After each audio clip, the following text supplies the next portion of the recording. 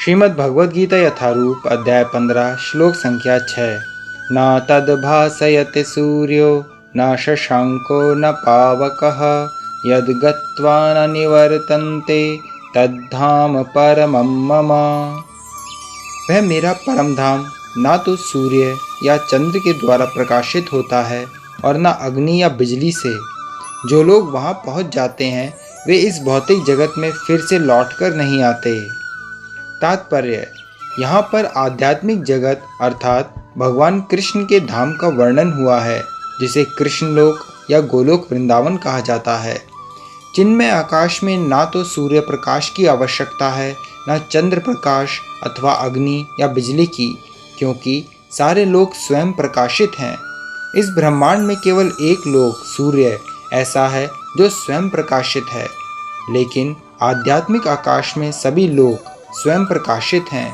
उन समस्त लोकों के जिन्हें वैकुंठ कहा जाता है, चमचमाते तेज से चमकीला आकाश बनता है, जिसे ब्रह्म ज्योति कहते हैं। वस्तुतः यह तेज कृष्णलोक गोलोक वृंदावन से निकलता है।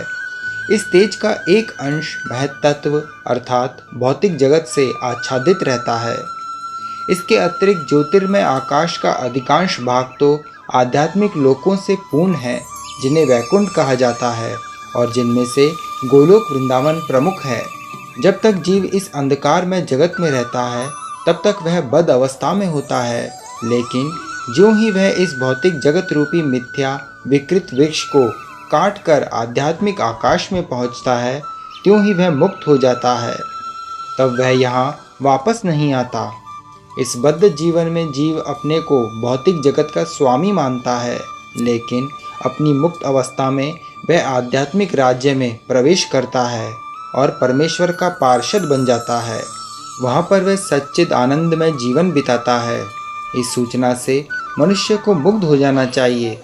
उसे उस शाश्वत जगत में ले जाए जाने की इच्छा करनी चाहिए और सच्चाई के इस मिथ्या प्रतिबिंब से अपने आप को विलग कर लेना चाहिए।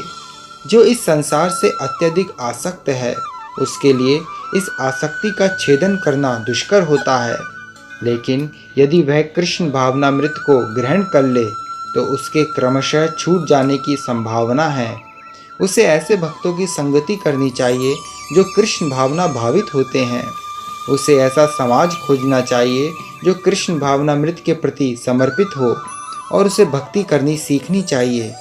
इस प्रकार वह संसार के प्रति अपनी आसक्ति विच्छेद कर सकता है। यदि कोई चाहे कि केसरिया वस्त्र पहनने से भौतिक जगत के आकर्षण से विच्छेद हो जाएगा, तो ऐसा संभव नहीं है। उसे भगवत भक्ति के प्रति आसक्त होना पड़ेगा। अतएव मनुष्य को चाहिए कि गंभीरता पूर्वक समझे कि 12वें अध्याय में भक्ति का जैसा वर्णन है, वही वास्तविक वृक्ष की इस मिथ्या अभिव्यक्ति से बाहर निकलने का एकमात्र साधन है। 14वें अध्याय में बताया गया है कि भौतिक प्रकृति द्वारा सारी विधियां दूषित हो जाती हैं, केवल भक्ति ही शुद्ध रूप से दिव्य है। यहाँ परमम मम शब्द बहुत महत्वपूर्ण है।